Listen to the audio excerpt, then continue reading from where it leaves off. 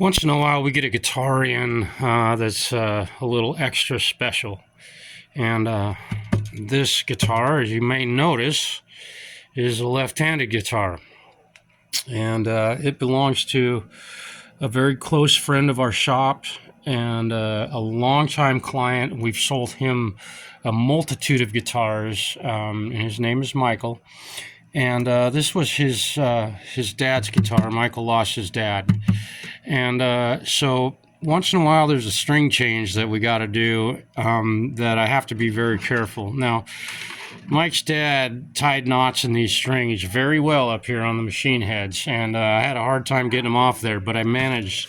And these will go back in the case because his dad played these strings, and it's the last set of strings that his dad ever played.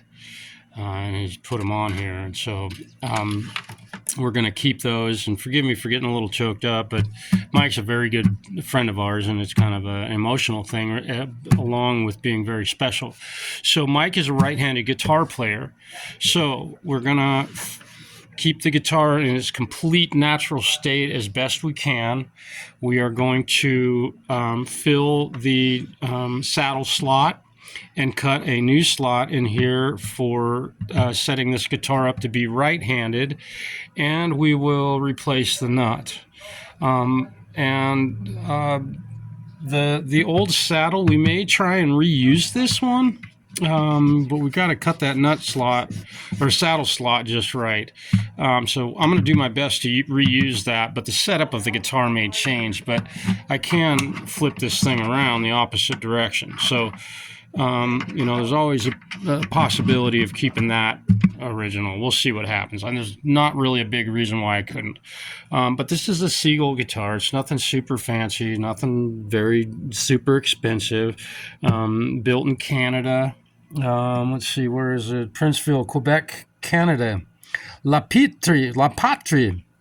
Yeah, handmade.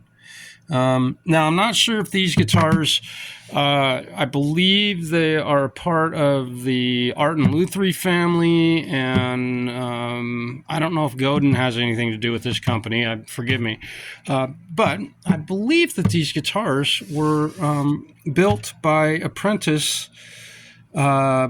guitar builders that were in prison for breaking the law. I don't know 100%, don't quote me on that, but so kind of cool.